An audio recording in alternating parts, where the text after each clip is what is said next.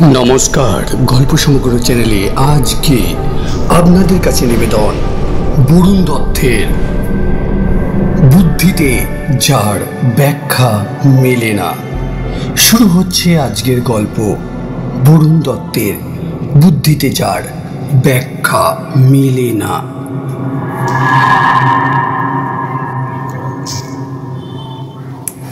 ব্যবসার খাতিরে শহরে নিজের বলে একটু আশ্রয় একান্তই নিজের প্রয়োজন ছিল বিমলেন্দুর। যা দিনকাল পড়েছে আর সব কিছুরই যা আকাশ ছোঁয়ার দাম, তাতে বর্ধমান শহরের ওপরে একটু মাথা গোঁজা ঠাঁই যে হয়েছে, এই তো ভাগ্যের কথা। জায়গাটাও খারাপ নয়।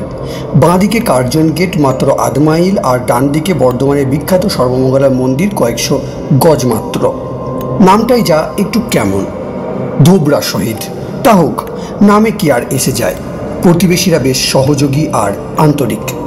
বাড়ির সামনে ডান দিকে দেবোত্তরভূমির সব পূজা পার্বণই হয় এখানে।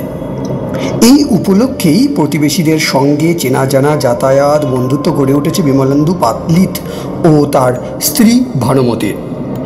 ছেলে দীপন ও মেয়ে সোমা তাদের লেখাপড়া, গান, আবৃত্তি, বিতর্ক ইত্যাদিতে দক্ষতা দেখিয়ে সবারই প্রিয় হয়ে উঠেছে। এক কথায় বলা যায়, নবাগত এই পরিবারটি এখন পাড়ার মধ্যমণি। সুতরাং পালিত পরিবারের সকলে মিলে দিন কয়েকের জন্য কোথাও বেড়াতে গেলেও বাড়ি পাহারার জন্য ভাবতে হয় না কিছুমাত্র। 5 জন এগিয়ে আসে। সেবার পুরী গেল এক সপ্তাহের জন্য, এমনই নিশ্চিন্তে। ভানুমতি ছোট বোনের বিয়েতেও গিয়েছিল একইভাবে। আবার বিমলেন্দুও একবার সৌমেন মুখুজ্জের বাড়ি পাহারা দিয়েছে প্রায় 20 দিন। তারা গিয়েছিলেন রাজস্থান ভ্রমণে। 25শে মার্চ ছেলে মেয়েকে নিয়ে ভানুমতি 2-3 দিনের জন্য গেছে দুর্গাপুরের ভাইদের বাড়িতে। বিমলেন্দুর যাওয়ার কথা ছিল, কিন্তু হঠাৎ কাজের চাপে একটু বেশি বেড়ে যাওয়ায় আর হয়ে উঠল না। ভানুমতি কিছু কিছু রান্নাবান্না করে রেখে গেছে ফ্রিজে। বিমলেন্দুর রান্নার হাতও দারুণ, তাই বারবার স্ত্রীকে বলেও ছিল, কোনো প্রয়োজন নেই, এত ব্যস্ত কেন হচ্ছ, গ্যাসে একজনের রান্না করে নিতে কতক্ষণ লাগে। যা হোক, প্রথম দিন স্ত্রীর রান্নাতেই চলে গেল বিমলেন্দু। দ্বিতীয় দিন সকালেও হয়ে গেল। সেদিন যদিও হাফ ডে ছিল, তবু বাড়ি ফিরতে রাত 8টা বাজল। বিমলেন্দু পোশাক পাল্টে হাত মুখ ধুয়ে তারপরে চা করে নিয়ে এসে একবারে বসলো। চা আর খবরের কাগজে কাটিয়ে দিল 1 ঘন্টা। তারপর উঠে ভাতে ভাত করে নিল, মাখন দিয়ে খেয়ে নেবে এসব ব্যবস্থা করে স্নান সেরে ফ্রেশ হয়ে বসলো টিভির সামনে। ছেলে মেয়ে বাড়িতে না থাকলে বড় খালি খালি লাগে বিমলেন্দুর। একসময় টিভি অফ করে উঠে পড়ল। খাওয়া দাওয়া সেরে নিয়ে বিছানায় শরীর বিছিয়ে দিল, আর সঙ্গে সঙ্গেই নিদ্রা দেবীর কোলে আশ্রয় লাভ। বরাবর এক ঘুমে রাত শেষ হয় বিমলেন্দুর, কিন্তু আজ মাঝরাতে ঘুম ভেঙে গেল কেমন একটা অস্বস্তিতে। পাশের পুরনো বাড়ির ততোধিক পুরনো দেওয়াল ঘড়িতে 2টো বাজল। শুক্লপক্ষের শেষ রাতের হালকা জ্যোৎস্না আসছে পশ্চিম দিকে জানলা দিয়ে। উত্তর দিকের বন্ধ জানলাটা হঠাৎ খুলে গেল সশব্দে। বিমলেন্দু ভাবল বিড়াল ঢুকেছে। তবু টর্চ জেলে দেখল, কই কিছু না তো, হয়তো ঠিকভাবে বন্ধ করা হয়নি, তাই হাওয়ায় খুলে গেছে। বিছানা থেকে নেমে জানলাটা বন্ধ করে দিয়ে এসে শুয়ে পড়ল বিমলেন্দু। কিন্তু কয়েক মুহূর্ত পরেই জানলাটা ফের সশব্দে খুলে গেল।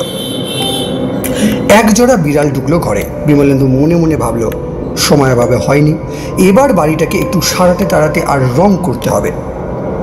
আর উঠল না সে জানলা বন্ধ করতে, কারণ এমনি কিছু বাইরে নেই, ওরা খাবে বা নষ্ট করবে।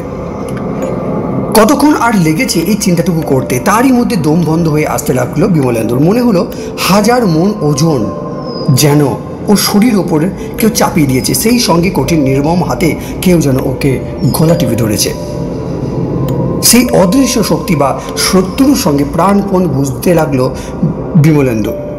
এমন সময় স্পষ্ট শুনতে পেল কে যেন আক্ষেপের গলায় বলছে, এ নয় রে, আমাদের তো যাই বিমলেন্দু পালকে, পালিত নয়। কথার সঙ্গে সঙ্গে বিমলেন্দুর শরীরের ওপর সেই 1000 মণ ওজনের চাপ গলার কঠিন নিষ্পেষণ সবই যেন উবে গেল। তবু নড়তে চড়তে পারল না, ঘেমে নিয়ে একসা। এভাবে কতক্ষণ কেটে গেছে খেয়াল নেই। একসময় টর্চটা জ্বালার মতো মন ও শরীরে জোর দিয়ে সেটা জেলে ঘরের চারদিকে ঘুরিয়ে ফিরিয়ে দেখলো কোথাও কিচ্ছু নেই, শুধু উত্তরের জানলাটা খোলা। এতক্ষণ খাট থেকে নামলো, ভরসা করে দেখলো একখানা চটি উল্টে পড়ে আছে। মনে পড়ল, হ্যাঁ ঠিক এবার মনে পড়ল তার, চটিটা খোলার সময় পায়ে লেগে উল্টে গিয়েছিল। বাইরে এসে বাড়ির আলোগুলোকে একে একে জ্বেলে দিল। বাথরুম গিয়ে গাটা ধুয়ে এসে ঘামে ভেজা জামা কাপড় পাল্টালো বিমলেন্দু। রাত প্রায় 3টে বাজে। এই সামান্য সময়ের মধ্যে এত কিছু ঘটে গেল। বিমলেন্দু কোনোদিন ভীতু ছিল না। এখনো তার গ্রামে রাত বিরেতে যেতে হলে 6 থেকে 8 মাইল রাস্তা একা হাঁটতে হয়। কোনোদিন ভয় পায়নি। অথচ নিজের বাড়ির মধ্যে এ কি হলো? ঘুম একেবারে কেটে গেছে, কি করা যায় এখন? অথচ নিজের বাড়ির মধ্যে স্টিরিওতে রেকর্ড লাগিয়ে সোফায় বসে সাময়িক পত্রের পাতা উল্টাতে থাকলো। পড়া হচ্ছে না একটা লাইনও। সে না হোক বাকি রাতটুকু বিমলেন্দু এভাবে কাটিয়ে দিতে চায়। একসময় ভয় ভয় ভাব আর অস্বস্তি অনেকটাই কেটে গেল, কিন্তু শরীরটা এখনো হালকা বা স্বাভাবিক হচ্ছে না। পরদিন সকালে প্রৌঢ় প্রতিবেশী মিত্র মশাই ঠাট্টা করে বিমলেন্দুকে বললেন, কি মশাই, একলা বাড়িতে ঘুম আসছিল না নাকি? না ভয় ঠয় লাগছিল যে সারা বাড়ির আলো জ্বেলে রেখেছিলেন? মিত্র মশাইয়ের রসিকতায় বিমলেন্দু কিছুটা অপ্রস্তুতের মতো হেসে প্রসঙ্গান্তরে যাবার জন্য বলল, বাজারে চললেন? সেরে আসুন, তারপর আমার এখানে আসবেন, একসঙ্গে চা খাবো, গল্প করব। ততক্ষণে আমি আমার এই দিককার কাজগুলো সেরে ফেলি। বেশ বেশ ভাই, আসবো। আমার হাতেও কোনো কাজ নেই। তা আপনার জন্য বাজার টাজার কিছু? না না না মিত্রদা, সবই আছে, প্লিজ বলটি। আপনার বৌমার সব কাণ্ড বুঝলেন কিনা? বাজার বাড়িতে নামিয়ে মিত্রমশাই এক ঠোঙা গরম জিলিপি নিয়ে এসে ঢুকলেন বিমলেন্দুর বাড়িতে। বিমলেন্দু নিয়ে এলো গরম সিঙ্গাড়া। ফ্রিজে মিষ্টি আছে, প্রয়োজন হলে চলে যাবে। ভালোই, চায়ের পরিমাণ প্রায় 3 গুণ হয়ে গেছে আন্দাজে। প্রাতরাশে বসলো মিত্রমশাই আর বিমলেন্দু। নানা কথাবার্তা রসিকতায় প্রাতরাশ শেষ হলে বিমলেন্দু কালকে বিনা দ্বিধায় যা ঘটেছিল সবই ঘটনা বলল। সেই প্রথম জানলা খুলে যাওয়া, রাত 2টোয় ঘন্টা শোনা থেকে আরম্ভ করে জেগে বসে রাত ভোর করা পর্যন্ত সব বলল। মিত্রমশাই শুনে প্রথমে তা বিশ্বাসই করতে পারছিলেন না, ভেবেছিলেন পেট গরমের ব্যাপার। তারপর কেমন একটা খটকা লাগলো। তিনি জানেন যে বিমলেন্দু পালিত বাজে বকার মানুষ নয়। তাই মিত্রমশাই বিমলেন্দুর সব কথাকেই এবার গুরুত্ব দিলেন। তার মাথায় একটা বুদ্ধি খেলে গেল। বললেন, পালিত ভাই, বেরোনোর জন্য একটু তৈরি হয়ে নিন তো। আমি আসছি বাড়ি থেকে ঘুরে, ততক্ষণে আপনি আপনার স্কুটারটা ঠিকঠাক আছে কিনা দেখে নিন। স্কুটারই বেরোবো আমরা। আর হ্যাঁ, বাড়িতে বলে আসছি আমরা ওইখানেই দুপুরে ডাল ভাত 4টি না হয় খেয়ে যাব। একা একা রান্নার হাঙ্গামায় যাবেন না কিন্তু। বিমলেন্দুর কোনো কথাই শুনলেন না মিত্রমশাই। কিছুক্ষণ পরে মিত্র বৌদি এসেও একই কথা বলে গেলেন। স্কুটারে স্টার্ট দিতে গিয়ে বিমলেন্দু জিজ্ঞাসা করলো, মিত্রদা, আমরা কোন দিকে যাব? শ্মশান। শ্মশান? বিমলেন্দু বিস্মিত হয়ে প্রশ্ন করল। হ্যাঁ হ্যাঁ, শ্মশান ছিলেন না? নির্মল ঝিল শ্মশান। বিমলেন্দু আর কোনো প্রশ্ন না করে নির্মল ঝিলের দিকে চলল। ভাবল বয়স্ক মানুষ, তাই তার ওই ভয়টায় পাওয়ার বিষয়ে হয়তো কোনো তান্ত্রিকের কাছ থেকে নিয়ে যাবেন কিছু। শ্মশানে পৌঁছে স্কুটারটা একপাশে রেখে বিমলেন্দু মিত্রমশাইকে অনুসরণ করলো। তিনি সোজা গিয়ে ঢুকলেন ক্লার্ক কাম রেজিস্ট্রারে ঘরে। জিজ্ঞাসা করলেন, আচ্ছা, বিমলেন্দু পালের ডেড বডি কি এসে গেছে? ক্লার্ক রেজিস্ট্রার দেখে বলল, না, ও নামে কোনো ডেড বডি তো এখনো আসেনি।